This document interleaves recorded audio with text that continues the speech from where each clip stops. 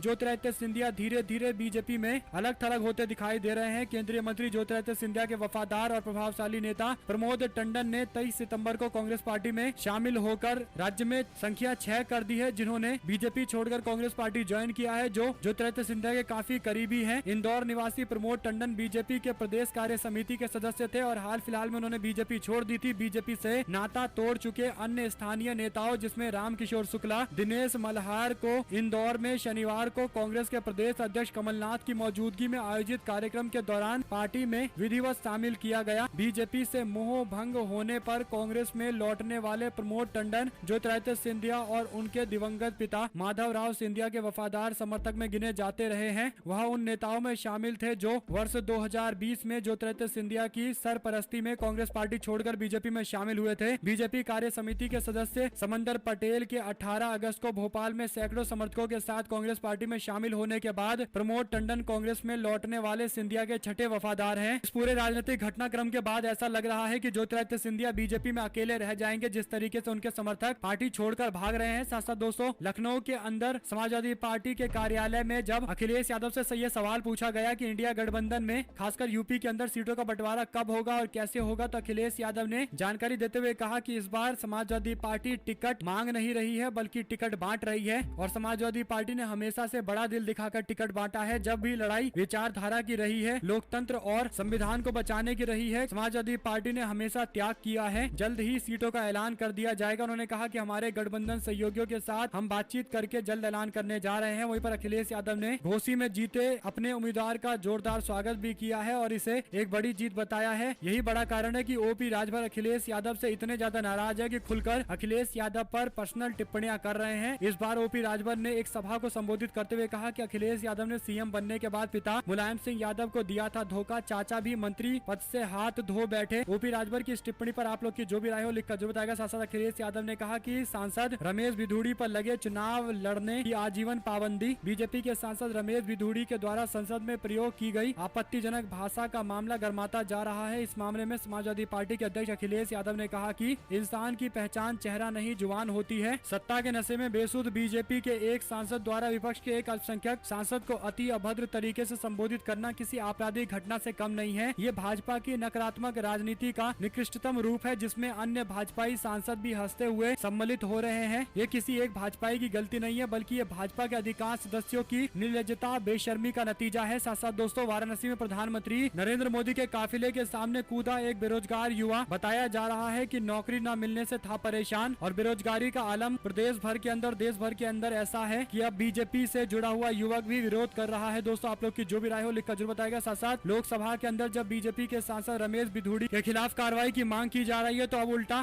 दानिश अली पर भी आरोप लगा दिए जा रहे हैं। दोस्तों, मिली जानकारी के अनुसार बीजेपी के सांसद निशिकांत दुबे ने दावा किया है कि दानिश अली की ओर से प्रधानमंत्री नरेंद्र मोदी को लेकर आपत्तिजनक और असंसदीय भाषा का इस्तेमाल किया गया। ये मामला अब तूल पकड़ता जा रहा है। वहीं पर विपक्ष लगातार मोदी सरकार पर हमलावर है और बिधूड़ी के खिलाफ कार्रवाई की मांग की जा रही है। साथ साथ दोस्त, बीजेपी के सांसद ब्रजभूषण शरण सिंह ने बाराबंकी के अंदर अपना रसूख उस वक्त दिखाया है जब उनसे सवाल पूछा गया कि क्या इस बार आपका टिकट कट जाएगा, तो ब्रजभूषण शरण सिंह भड़कते हुए कहने लगा कि कौन कटवा रहा है मेरा टिकट, उसका नाम बताओ, आप काटोगे क्या, काट पाओगे तो काट लेना। इसके बाद मंच पर चुटीले लहजे में कहने लगे कि कबड्डी, क्रिकेट, वॉलीबॉल, बैडमिंटन समेत सारे गेम्स खेलते हैं, अगर जरूरत पड़ गई तो मारपीट भी कर सकते हैं। यानी दोस्तों, खुलेआम इस तरीके के भाषा का इस्तेमाल बीजेपी का सांसद कर रहा है और फुल कॉन्फिडेंस में है कि उसका टिकट नहीं कटेगा। आप लोग की जो भी राय हो दोस्तों लिखकर जरूर बताएगा ये कॉन्फिडेंस कहां से आ रहा है। वहीं पर तेलंगाना के अंदर किस तरीके के इलेक्शन के रिजल्ट होंगे, तो जनमत पोल्स ने दावा किया है कि कांग्रेस पार्टी को 59 से 61 सीटें, बीआरएस पार्टी को 39 से 41 सीटें, बीजेपी को 10 से 11 सीटें, एआईएमआईएम को 5 से 6 सीटें मिल सकती है और अदर्स को 4 से 5 सीटें मिल सकती है। साथ साथ एएनआई बीजेपी के तमिलनाडु की यात्रा को कवर कर रही है। बीजेपी की राजस्थान में परिवर्तन यात्रा, मध्य प्रदेश में आशीर्वाद यात्रा और छत्तीसगढ़ में परिवर्तन यात्रा का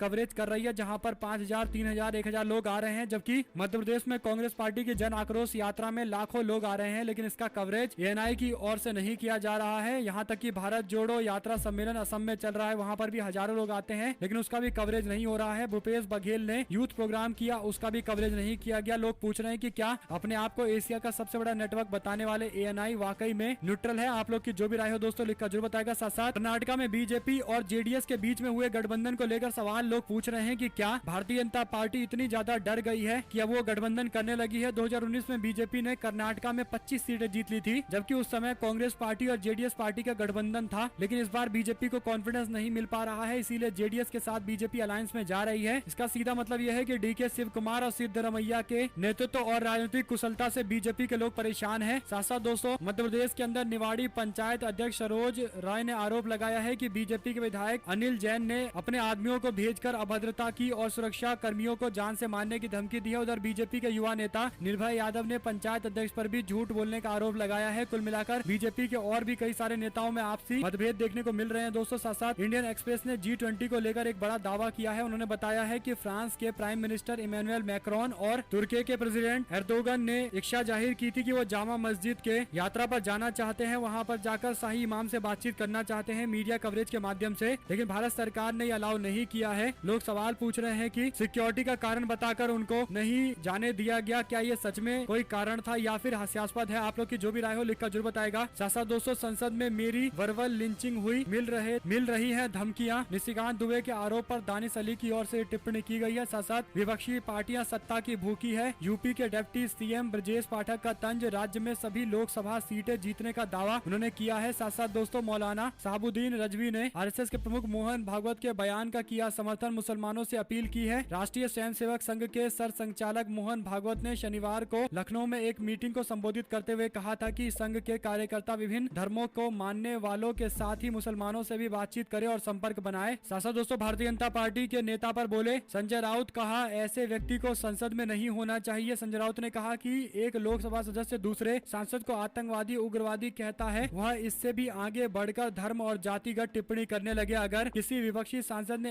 ऐसी अभद्र भाषा का इस्तेमाल किया होता तब भी मेरा रुख यही होता। वहीं दोस्तों, बागी विधायक इदरीस अली पर टीएमसी ने कार्रवाई की है। पंचायत चुनाव में पैसे के बदले टिकट देने का आरोप लगाया था। टीएमसी की ओर से कार्रवाई करते हुए बागी विधायक को पार्टी विरोधी गतिविधियों के कारण कड़ी अनुशासनात्मक कार्रवाई का फैसला किया गया है। मुख्यमंत्री को जानकारी दे दी गई है, मुख्यमंत्री खुद इस पर फैसला लेंगे। दोस्तों, साथ साथ बीजेपी के नेता शुभेंदु अधिकारी ने प्रधानमंत्री मोदी के विदेश यात्राओं पर सवाल उठाने पर टीएमसी को भ्रष्टाचार के साथ मेलजोल बढ़ाने वाला कहा। तृणमूल कांग्रेस के प्रवक्ता कुणाल घोष ने पलटवार करते हुए कहा कि बनर्जी मोदी से ज्यादा भरोसेमंद है। घोष ने ट्विटर पर लिखा कि प्रधानमंत्री मोदी विदेशी यात्रा पर निकले थे जबकि मणिपुर जल रहा था। साथ साथ दोस्तों, केसी वेणुगोपाल गोपाल की टिप्पणी, कहा मैं सभी पार्टी नेताओं से पार्टी और सरकार से संबंधित मुद्दों को न उठाने का आग्रह करता हूं। ऐसी टिप्पणियां पार्टी के हित के खिलाफ जाती है। हर एक पार्टी कार्यकर्ता और नेता को इस पर ध्यान देना चाहिए। साथ साथ दोस्तों, उड़ीसा के मुख्यमंत्री नवीन पटनायक को लेकर दावा किया गया है कि उन्होंने प्रधानमंत्री मोदी के कार्यकाल को 10 में से 8 मार्क्स दिए हैं। हालांकि सवाल ये खड़ा होता है कि बीजू जनता दल और बीजेपी के बीच में आपसी तल्खी है या फिर दोनों एक साथ मिली हुई है। इसका जवाब बीजेपी के लोगों को जल्द देना चाहिए। हमारे साथ जुड़े हैं सिर्फ दोस्तों, भाइयों, बहनों, मित्रों का बहुत बहुत धन्यवाद। देख रहे थे आपका अपना चैनल। जय हिंद, जय भारत, वंदे मातरम।